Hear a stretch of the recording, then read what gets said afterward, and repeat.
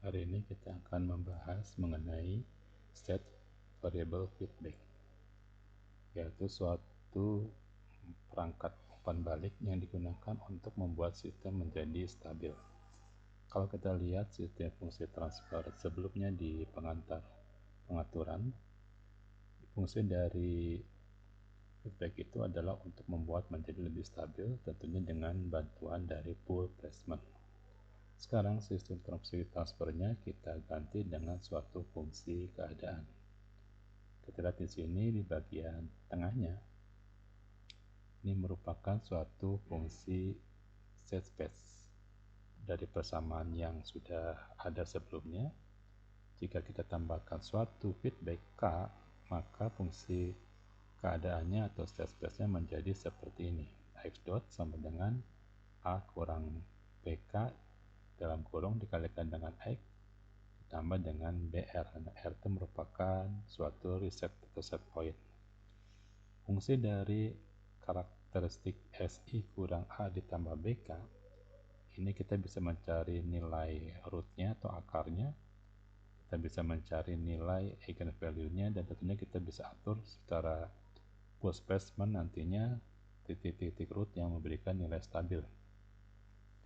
Equator ini akan merupakan suatu pencerminan atau representasi juga dari sistem umpan balik pada fungsi transfer. Jadi kita akan lihat bahwa fungsi transfer dengan set space saat diberikan umpan balik itu akan menghasilkan set space juga yang stabil.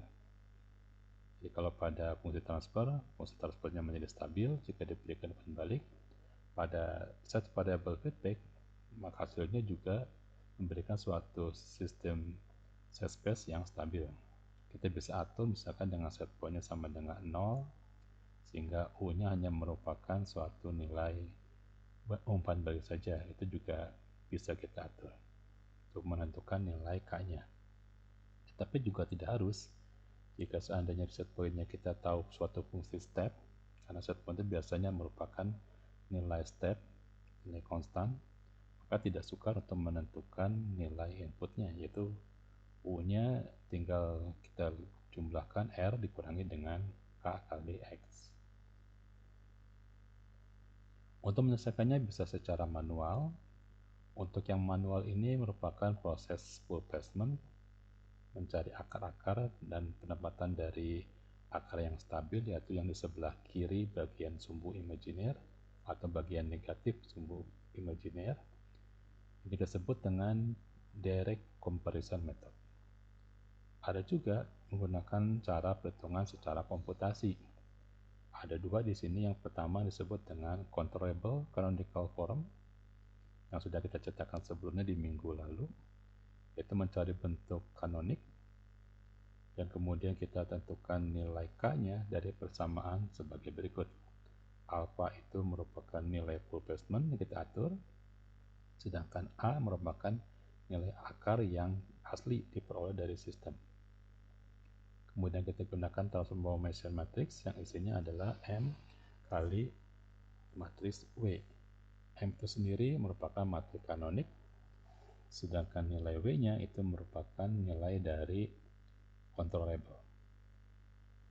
Yang kedua adalah yang disebut dengan formula Ackermann. Ini merupakan suatu formula perhitungan matematik yang menggunakan M berupa controllability matrix dengan nilai VA-nya merupakan turunan dari Euler. Nanti kita akan lihat contohnya dari masing-masing persamaan atau metode menyelesaikannya. Sebagai contoh, kita berikan suatu persamaan fungsi transfer, yaitu 1 dibagi S dalam kurung S tambah 4. Sini kita tentukan X-nya sama dengan Y dan X2-nya sama dengan dot X1. Dan kemudian kita akan melihat bagaimana nilai feedback-nya untuk menggunakan 3 metode, yaitu metode manual, direct comparison method, dan 2 metode matematik. Biasanya dikerjakan menggunakan perhitungan matriks atau menggunakan aplikasi pembantu seperti MATLAB atau MATCAD. Dari hasil persamaan ini kita lihat bahwa untuk persamaan fungsi transfer, E dibagi dengan U itu memiliki nilai pool atau akar dari fungsi loop tertutup S sama dengan minus 2 dan minus 2 itu memberikan nilai yang stabil. Kalau dari persamaannya yaitu adalah dari manakah persamaan ini? Kita ambil dari fungsi loop tertutup.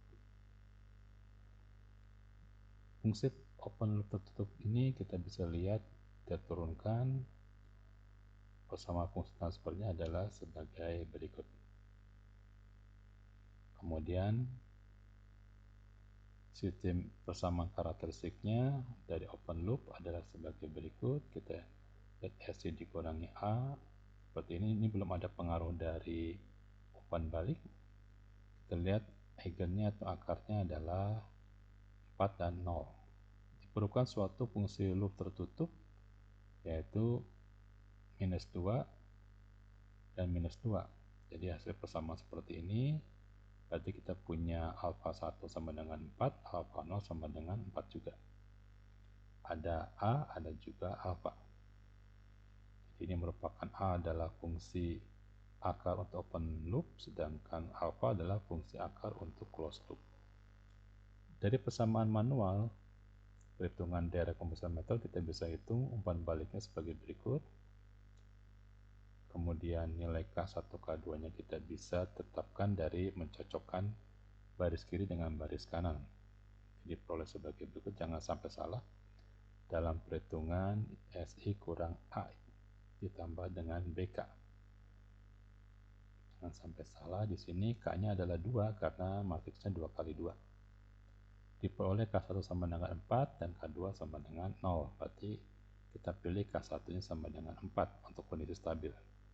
Sedangkan perhitungan matematik kita gunakan persamaan sebagai berikut. K-nya sama dengan alpha 0 kurangi A0. Ini kita pilih A0 itu adalah, kalau kita kembali lagi ke sebelumnya, A0 itu untuk nilai yang paling kecil, derajat yang paling kecil.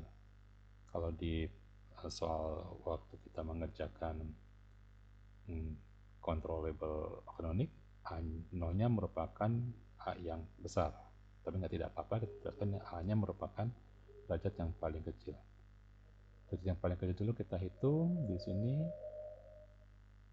diperoleh T-1, sedangkan T inverse itu sendiri adalah M kali W. Matrik M adalah matrik controllability.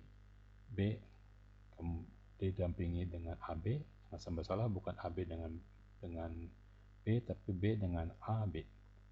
AB sendiri kita peroleh di sini dan M-nya diperoleh. Kemudian nilai W-nya kita peroleh dari persamaan seperti ini. Dari mana nilai W-nya? W-nya itu adalah merupakan persamaan kanonik. Kalau kita lihat kanoniknya merupakan kanonik diagonal kiri. Kita kembali ke awal ya, ini ada kanonik. Kalau lupa nih, lihat ini merupakan diagonal kiri. Jadi A1, A2, A3 ada di bagian kiri saja, sedangkan di bagian kanannya dipisahkan oleh diagonal 1 adalah 0. Ini merupakan diagonal kiri. Kita kembali lagi ke sini. Kemudian kita hitung, dapat T sama dengan identitas. Jadi kita bisa peroleh T-1 juga adalah identitas. Sehingga K-nya 4 kali 0 dikali identitas sama dengan 4 kali 0.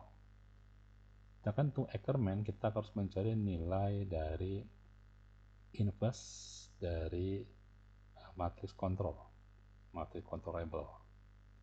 Ini kita peroleh M-nya, inverse-nya, sedangkan nilai dari V-nya itu diperoleh dari A kuadrat ditambah alpha 1A merupakan nilai dari akar yang diinginkan. Kalau kita lihat di metode yang sebelumnya, di manakah posisi alfa? Alfa itu ada di mana? Ada di sini, K-nya ada di alfa. Jadi K-nya sudah bertemu dengan alfa. Sedangkan kalau di Ackermann, di persamaan K ini nilai alfanya itu ada di V. Ada di bagian belakang. Jadi kalau kita kembalikan ke metode controllable canonic, ini langsung alfanya merupakan akar dari closed loop dikurangi dengan akar dari open loop dikalikan dengan T yang tidak ada alfanya. Sedangkan di Ackermann, alfanya ditaruh di belakang. Kita tinggal mengkuadratkan persamaan ini. Kuadrat ini merupakan kuadrat perkalian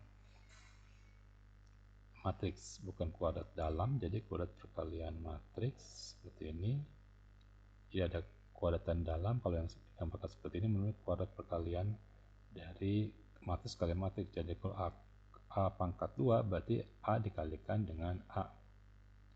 Ya, 01 dikalikan dengan nilai seperti ini, ya, hasilnya adalah ini. Jadi bukan kuadrat dalam tapi kuadrat luar. Kemudian alfa kali A, alfanya adalah nilai yang di close loop-nya seperti ini. Oke, dari hasil ini kita peroleh nilai K-nya itu adalah perhitungan seperti ini. Ini merupakan perhitungan komputasi. Oke, sekian dulu kuliah hari ini. Nanti kita lanjutkan lagi untuk materi berikutnya.